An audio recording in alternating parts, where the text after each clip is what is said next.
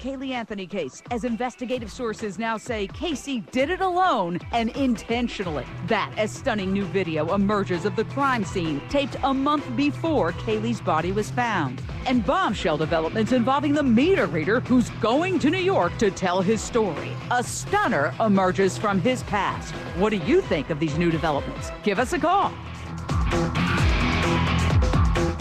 Stunning new video and forensics in the Casey Anthony case. Back with my fantastic panel. Kathy Belich, reporter with CNN affiliate WFTV Orlando. Gail St. John, famed psychic and host of the forthcoming TV show The Body Hunter. Vinnie Parco, private investigator and commentator for True TV. Dr. Bill Mannion, pathologist and assistant medical examiner for Burlington County, New Jersey. Plus, Judge Jeanine Pirro, former DA and host of the Judge Jeanine Pirro show. The phone lines once again very hot. Emily, Ohio, your question or comment, ma'am?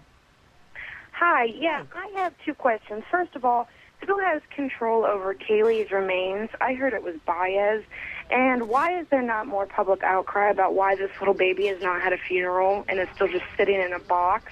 Excellent comments and questions. Kathy Belich, give us the update. I believe that her mother has the control over her remains, even though she's in jail, and I believe her attorney, Jose Baez, is carrying out her wishes. There is a lot of outrage over why there's not been a funeral. I have personally gotten dozens of emails about that, but I think we heard recently that the defense believes they still have some work to do on that second autopsy, more tests that they want to perform on the remains, and until they're done, they're not going to release them for that reason. You'd think they'd have at least one of the public memorials. They said they were going to have a public memorial. I mean, a long time has passed now, and this girl still has not been publicly honored. That's true. Yeah, That's true. It's strange. Once again, let's look at the stunning video of Private Eye Dominic Casey, this time in the yard of an abandoned house close to where Kaylee Anthony's remains were found. Now, there you go. We see him opening up trash bags, sifting, poking, slashing, seeming to search for something. And again, many conflicting stories emerging, some wondering, was he getting a tip-off from somebody about where Kaylee's remains were, because they were ultimately found a month later in the same exact vicinity. But he has been quoted as saying that when he was on the cell phone at this location, he was talking to his daughter, and then another report says no, he was talking to a psychic. So a lot of controversy about that tonight, and some stunning information, Dr. Bill Mannion, forensic pathologist, about the time frame of death. The reason why that's crucial is that the forensic analysts working for the prosecution, we're talking botanist and entomologist, analyzed insects, foliage, grass growing through the remains to determine that the child had died in June and had been dumped there on June 18th. Now, how do you use insects and grass to make that kind of determination? Well, with respect to insects, there's an evolution of insect species that overcome a body. First, blowflies will lay their eggs. You'll see maggots form, and they'll age over several weeks. Then other invertebrate insects, arthropods, spiders, beetles, will also begin to inhabit the body, lay their eggs. And so over time, you can see this progression of insect species in the remains. With respect to plant botanists, they may be looking at different plant species that are growing around the remains. They may also wash the nasal sinuses, like in the skull. Sometimes you can wash the nasal sinuses and find pollen or diatoms, pollen, and that'll help you see what time of the year this person was breathing and had that particular pollen in their nose. What doesn't make sense to me, though, doctor, is that this area was underwater for quite a while, for months apparently. Let's look at the footage from famed psychic Gail St. John. She is with us tonight. This is Gail close to the site where Kaylee's body was found. This footage was taken in August. Now, let's listen.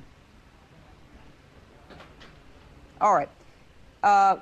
Okay, well, I got to tell you that essentially we can talk to Gail right now about what she said. Excuse me? I'm sorry, somebody's talking to me. You got it. Okay, let's play it. School's here. Huh? School's here. According to them, and the fences. This was searched by cadaver dogs. You can only go so far in this water. You know what I mean? That's right close. Okay, Gail St. John, there you are out in the field. You said you were drawn to this very area. When and why? Well, I done a blind drive, what we call a blind drive, on August 11th, and that's the video that you're seeing. And, you know, it's something that we do in most cases, and when I was drawn there, I felt strongly the feelings that I get when there is a body there. Which are? If you feel like you're getting punched in the stomach, kind of, like, you lose your breath. It's a very strange feeling that you will never forget. Now, was the area underwater? Because we just heard Dr. Mannion explain, well, these insects, and they go through all this evolution, but that's not happening, I don't think, if the entire area is submerged. That's right. That'll delay everything. If it's submerged, the decomposition will continue, but there will be some delay with the different insects coming in. You're right. Yeah, I mean, that's Kathy Belich. I want to go to you on this. How are people talking about all these detailed forensics when we've been hearing from Tim Miller from EquiSearch, hey, we couldn't even get in there to search because it was all covered in water. That's why we didn't find the body, because the body was underwater. I mean, now we're hearing, oh, well, all these insects were able to grow and this grass was able to grow, and that's how they're determining cause of death. The best that I can tell you about that is I'm not sure that that information that has gotten out is entirely accurate, and that might be why you're having a hard time trying to reconcile it with reality. Okay, in other words, you're saying that the reports that they have, the authorities have narrowed the time of death, and that the botanists and the etymologists have analyzed the terrain and come up with these determinations, that there's controversy about whether or not the police sources actually said that? Correct.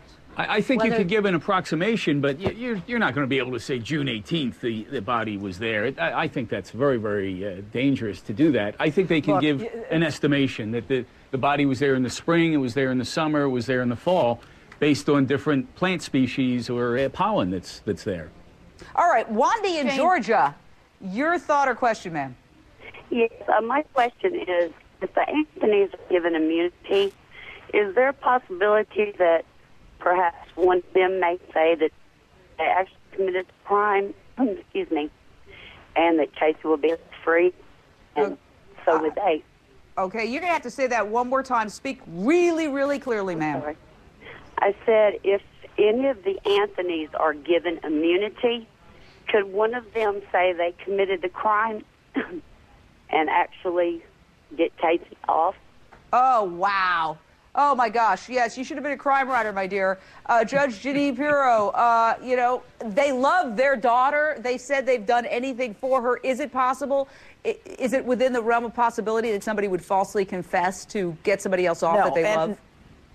Look, your caller has asked a very good question, and it's what happens that prosecutors like myself, when you run an office, you make sure that you don't put someone in the grand jury who's going to get immunity who can then turn around and confess to the crime.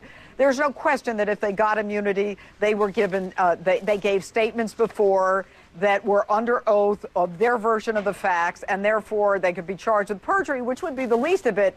But the evidence is circumstantial. It is so great at the end of the day, you could shoot down any confession by any family member, given the fact that it was Casey who had the car, Casey who had the baby, Casey who doesn't really care that the baby's lost, who borrows the shovel, you know, who backs into the garage. I mean, everything points to Casey here. So it would make for a good novel, but at the end of the day, it's not gonna fly here. I almost heard a closing argument there, Judge.